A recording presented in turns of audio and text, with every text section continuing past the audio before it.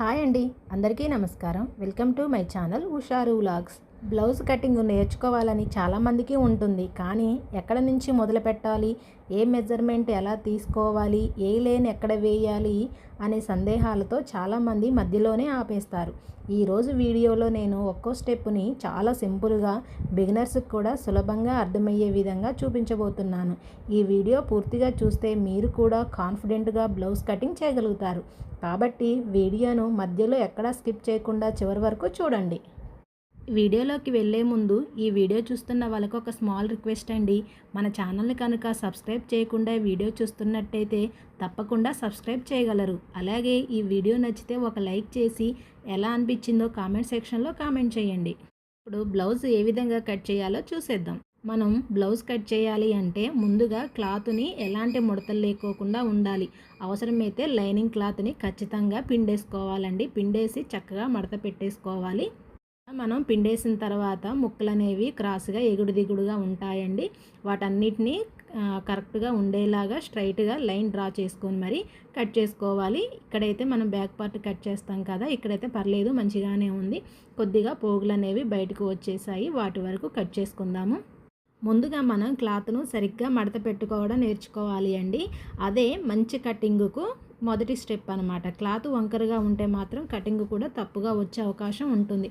అందుకే 2 అంచులు సమానంగా ఉండేలా జాగ్రత్తగా మడత పెట్టండి. ఇప్పుడు బ్లౌజ్ కొలతలు ఏ విధంగా తీసుకోవాలో చూసేద్దాం. ముందుగా మనం ఎప్పుడైనా కూడా ఆది బ్లౌజ్ను తిరగలు తీసుకొని మనం కొలతలు అనేవి పెట్టుకోవాలండి. ఇలా తిరగలు తీసిన తర్వాత బ్యాక్ పార్ట్ ఉంటుంది కదా, బ్యాక్ పార్ట్ అంటే కుట్లు వేసినవి ఉంటాయి కదా, ఆ 2 చివర్లు కూడా ఒక చోటకు తీసుకువచ్చి ఇలా మనం చూపిస్తున్నట్టుగా పెట్టాలండి. అలా పెట్టిన తర్వాత మనం బ్యాక్ పార్ట్ యొక్క కప్పు అంటారు కదా, బ్యాక్ సైడ్, ఆ కప్పునైతే మార్కింగ్ చేసుకుందాము. ఇప్పుడు ఆది బ్లౌజ్ తోటి లూజ్ చూసుకుందామండి. బ్లౌజ్ను నేను చూపిస్తున్న విధంగా పెట్టేసి ఎక్కడ వరకు అయితే బ్లౌజ్ ఉంటుందో ఖర్చు పెట్టేసి, అంటే బ్లౌజ్ ఎంత ఉందో అంత పెట్టేసి దానికి ఎక్స్ట్రా ఖర్చు అనేది పెట్టాలండి. అలాగే బ్యాక్ పార్ట్కి డాట్స్ వేస్తారు కదా, ఆ డాట్స్ వేయడానికి కూడా ఎక్కడైతే వేశారో సేమ్ అదే ప్లేస్లో మార్కింగ్ అయితే చేసుకుందాము. ఇప్పుడు బ్లౌజు కుట్లు వేసిన తర్వాత సైడ్ కూడా ఆది బ్లౌజ్ ప్రకారమే హ్యాండ్స్ స్టిచ్ చేసిన తర్వాత ఖర్చు ఉంటుంది కదా అండి, ఆ ఖర్చుతో కలిపేసి పెట్టుకోవాలి. అలాగే మనం కప్పు మార్కింగ్ చేసే సమయంలో బ్యాక్ పార్ట్కి నడుం బెల్ట్ వేస్తాం కదా అండి, నడుం బెల్ట్కి ఒక 1/4 ఇంచు ఎక్స్ట్రా ఉంచేసి కప్పునైతే మనం పెట్టేసుకోవాలి. ఇప్పుడు బ్లౌజ్ యొక్క పొడవునైతే చూద్దామండి. బ్లౌజు షోల్డర్ దగ్గర నుంచి నడుం బెల్ట్ వరకు ఇలా టేప్ సహాయంతో చూసుకోవాలి అండి. మొత్తం మనకి పొడవు వచ్చేసి 15 ఇంచులు అయితే ఉంది. ఇప్పుడు ఆ 15 ఇంచులని బ్లౌజ్ పైన పెట్టేసుకుందాము. అంటే ఒక 1/4 ఇంచు ఎక్స్ట్రా కలిపేసి బ్లౌజ్ పొడవు అయితే పెట్టేసుకోవాలి. అలాగే మనం పెట్టాం కదండి ఇక్కడ వెనక డాట్స్ వేయడానికి మొత్తం లూజ్ అనేసి, ఆ లూజ్ను కూడా చెక్ చేసుకుంటే మనకి 11 ఇంచులు అయితే వచ్చింది. సేమ్ 11 ఇంచులతో మార్కింగ్ చేసుకుందాము. అలాగే మన ఎదురుగా కూడా 15.5 ఇంచులతోటి పొడవునైతే ఒకసారి చెక్ చేసుకుందాము. చెక్ చేసుకొని అక్కడ కూడా సేమ్ 15.5 ఇంచులతోటి మార్కింగ్ అయితే చేసుకోవాలి. ఇప్పుడు స్కేల్ తీసుకొని ఇక్కడ లైన్ అయితే డ్రా చేసుకుందామండి. ఖచ్చితంగా బిగినర్స్ అయితే స్కేల్ అయితే యూజ్ చేయండి. మీకు అర్థం అవడం కోసం అనేసి నేనైతే స్కేల్ యూజ్ చేస్తున్నాను, లేకపోతే నార్మల్గా లైన్ అయితే డ్రా చేసుకుంటాను. ఇక్కడ చివర్లో మనం మార్కింగ్ చేసాం కదా, దాన్ని అయితే లైన్ డ్రా చేసుకుందాము. ఇప్పుడు నెక్కి అయితే మార్కింగ్ చేసుకుందామండి. ఇది కప్ అనేది వెడల్పు తక్కువగానే ఉంటుంది, అందుకనేసి నేను 2.5 ఇంచులతోనైతే మార్కింగ్ అయితే చేస్తున్నాను. అలాగే ఇక్కడ షోల్డర్ దగ్గర కూడా 2 ఇంచులతో మార్కింగ్ చేద్దాం. నెక్ 2 ఇంచులు, ఇక్కడ షోల్డర్ దగ్గర 2 ఇంచులతోటి మార్కింగ్ అయితే చేసుకుందాము. ఇప్పుడు షోల్డర్ అయితే చూసేద్దామండి. ఇప్పుడు ఆది బ్లౌజ్ తీసుకొని ఆది బ్లౌజ్కి 3.5 ఇంచులు అయితే ఉందండి. షోల్డర్ పొడవు వచ్చేసి 3.5 ఇంచులతోటి అయితే మార్కింగ్ చేసుకుందాము. అలాగే మనము ఆర్మ్ లూజు వచ్చేసి 6.5 ఇంచులతో మార్కింగ్ అయితే చేసుకుందాము. నేను ఇంతకుముందు ఈ బ్లౌజ్ అనేది స్టిచ్ చేశానండి. ఆర్మ్ని మనం ఎలా కొలుచుకోవాలనేది ఆ వీడియోలోనైతే చూపించాను, ఒకసారి ఆ వీడియోలో చూడండి. నేను ఇక్కడ బ్లౌజ్ తోటి కొలవటం మర్చిపోయానండి. ఎందుకంటే నాకు ఒక 1 వీక్ బ్యాక్ ఈ కస్టమర్ బ్లౌజ్ అయితే ఇచ్చారు, మళ్ళీ కుట్టమని వేరే బ్లౌజులు అయితే ఇచ్చారు. అందుకనేసి నేను దీన్ని బ్లౌజ్తో కొలవటం అయితే చూపించలేదండి. వీటన్నిటిని కూడా డ్రా చేసుకుందాము. ఇప్పుడు ఆర్మ్ రౌండ్ కోసం 1.5 ఇంచులతో మార్కింగ్ చేసుకుందాము. అలాగే నెక్ రౌండ్ కోసం 1 ఇంచుతో మార్కింగ్ అయితే చేసుకుందాము. ఇప్పుడు ఫ్రెంచ్ కర్వ్ తోటి మనం ఆర్మ్ రౌండ్ని అయితే డ్రా చేసుకుందాము. నేను మీకు చూపించడం కోసం అనేసి ఈ స్కేల్ని అయితే యూజ్ చేస్తున్నాను, లేకపోతే నార్మల్గానే రౌండ్గా అయితే డ్రా చేసుకుంటాను. బిగినర్స్ అయితే ఖచ్చితంగా ఇలాంటి స్కేల్స్ అయితే యూజ్ చేయండి. అలాగే మనం ఆర్మ్ రౌండ్ చేసిన తర్వాత నెక్ కూడా సేమ్ రౌండ్ చేసుకోవాలి అండి. మనం ఎలా అయితే మనం చంక కోసం యూజ్ చేసామో సేమ్ అలా యూజ్ చేయకూడదండి. దాన్ని రివర్స్లో పెట్టేసి డ్రా అయితే చేసుకోవాలి. ఇప్పుడు ఒక పావించు మన వైపుకి అనేసి నెక్ దగ్గర లైన్ అయితే డ్రా చేసుకుందాము. ఎందుకంటే నెక్ అనేది షోల్డర్స్ జారిపోకుండా ఉండడం కోసం అనేసి కరెక్ట్గా 2 ఇంచులతో లైన్ మీద కాకుండా పావించు లోపలికని కట్ చేసుకుంటే నెక్ అనేది జారిపోకోకుండా కరెక్ట్గా ఉంటుంది. ఇప్పుడు మనం మార్కింగ్ చేసుకున్న ఆ మార్కింగ్ పైన అయితే మొత్తం బ్లౌజ్ కట్ చేసుకుందాము. బిగినర్స్ చేసే కామన్ మిస్టేక్స్లలో మెజర్మెంట్స్ సరిగా తీసుకోకపోవడం అండి. అలాగే ఖర్చు కోసం తగినంత క్లాత్ ఇవ్వకపోవడం, తొందరగా కట్ చేయటం. ఎప్పుడూ కూడా మెజర్మెంట్స్ అనేవి 2 సార్లు చెక్ చేసుకోవాలి అండి. కటింగ్లో ఓపిక చాలా ముఖ్యం. నెమ్మదిగా చేసిన పని ఎప్పుడు మంచి ఫలితం ఇస్తుంది. బ్యాక్ పార్ట్ కటింగ్ అయితే అయిపోయిందండి. ఇప్పుడు బ్యాక్ పార్ట్ సాయంతో ఫ్రంట్ పార్ట్ని అయితే కట్ చేసుకుందాము. క్లాత్ని ఇప్పుడు మనకి లెఫ్ట్ వైపుకు తెచ్చుకోవాలండి. ఓపెనింగ్స్ అనేవి మన వైపు ఉండాలి. ఈ బ్లౌజు క్రాస్ కట్ బ్లౌజు కనుక మనం బ్యాక్ పార్ట్ని ఈ క్లాత్ పైన క్రాస్గా వేసేసుకోవాలండి.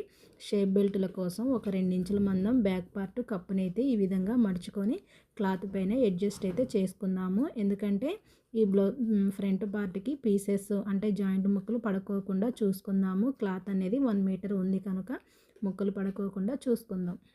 ఇప్పుడు బ్యాక్ పార్టు నెక్ తప్ప మిగిలిన మొత్తం కూడా సేమ్ బ్యాక్ పార్ట్ లాగానే మార్కింగ్ అయితే చేసుకుందాము. ఇలా మార్కింగ్ చేసేసిన తర్వాత బ్యాక్ పార్ట్ని అయితే తీసేసుకుందామండి. తీసేసిన తర్వాత ఒకసారి ఆది బ్లౌజు తీసుకుందాము. ఆది బ్లౌజ్ తోటి కరెక్ట్గా ఉందో లేదో అనేది ఒకసారి చెక్ చేసుకుందాము. ఇప్పుడు ఆది బ్లౌజ్ తోటి సైడ్ కుట్లు వేసినది ఉంటుంది కదా అండి, అక్కడ ఒకసారి అయితే మార్కింగ్ అయితే చేసుకుందాము. ఖర్చుతో కలిపేసి మనం మార్కింగ్ అయితే చేసుకోవాలి.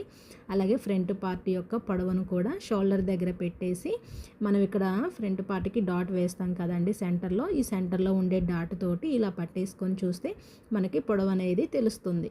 అలాగే నెక్ కొలుచుకోవడం కోసం మనం ఆది బ్లౌజ్ యొక్క ఉక్సుల పట్టి వైపు ఉండే నెక్ తోటి మనం నెక్ అయితే కొలుచుకోవాలి. ఇక్కడ షోల్డర్ దగ్గర నుండి ఖర్చుకి క్లాత్ వదిలేసి ఇలా చూసారా రౌండ్గా మనం బ్లౌజ్ని అయితే ఇలా రౌండ్గా తిప్పుకోవాలండి.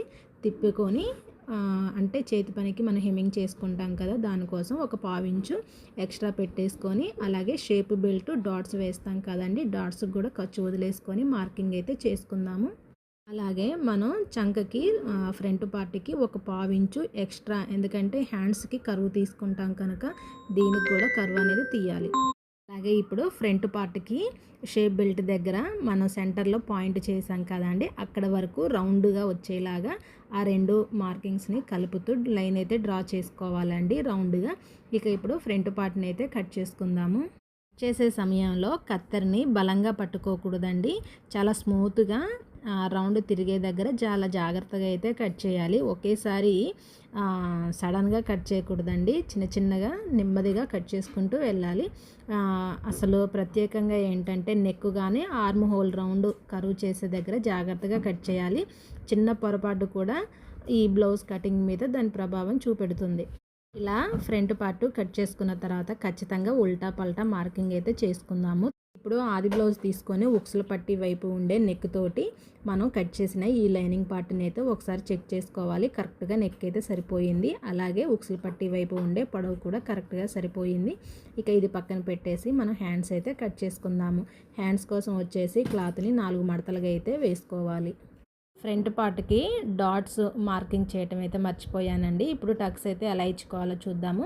డాట్స్ వేయటానికి ఫ్రంట్ పార్ట్ షోల్డర్ ఉంటుంది కదా అండి, షోల్డర్కి ఇలా సెంటర్కి మడిస్తే మనకి ఇక్కడ స్ట్రైట్గా ఒక లైన్ వచ్చింది కదండి, దాని దగ్గర ఒక చిన్న టక్స్ ఇచ్చుకుంటే ఇక్కడ డాట్ వేసుకోవాలి.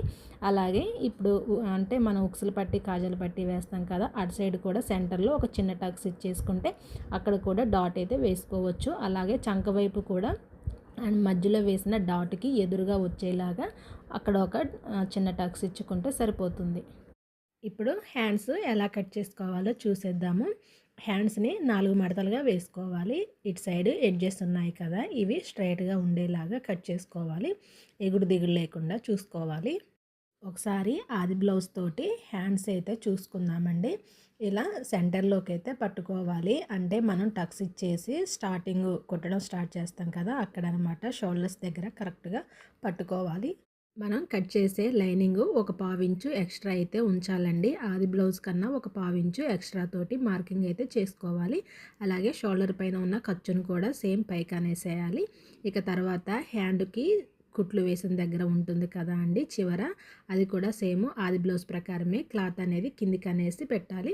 ఇప్పుడు 11.5 ఇంచులు అయితే ఉందండి. టేప్తో కొలుచుకుంటే మనకు హ్యాండ్స్ పొడవు వచ్చేసి 11.5 ఇంచులు అయితే ఉంది. చంక డౌన్ కోసం మనం 3.5 ఇంచులతో మార్కింగ్ చేసుకుంటే సరిపోతుంది. 3 ఇంచులు అయితే సరిపోతుందండి. 3 ఇంచులతో మార్కింగ్ అయితే చేసుకోవాలి. ఇక ఇప్పుడు ఇక్కడ స్టార్టింగ్ దగ్గర 2 ఇంచులతో మార్కింగ్ చేసేసుకొని ఇక్కడ స్టార్టింగ్ దగ్గర నుంచి ఇలా చివరి వరకు మనం చంక డౌన్ చేసాం కదా, అక్కడ వరకు ఇలా రౌండ్గా డౌన్ చేసుకుంటూ రౌండ్ షేప్ వచ్చేలాగా మార్కింగ్ అయితే చేసుకోవాలి. ఇప్పుడు ఈ మార్కింగ్ ప్రకారమే మనం హ్యాండ్ అయితే కట్ చేసుకోవాలండి. చూసారా, ఇలా ఈ విధంగా హ్యాండ్ అయితే కట్ చేసుకోవాలి. ఇలా కట్ చేసుకున్న తర్వాత ఇక్కడ స్టార్టింగ్లో సెంటర్లోనైతే ఒక చిన్న టక్స్ ఇచ్చుకోవాలి అండి.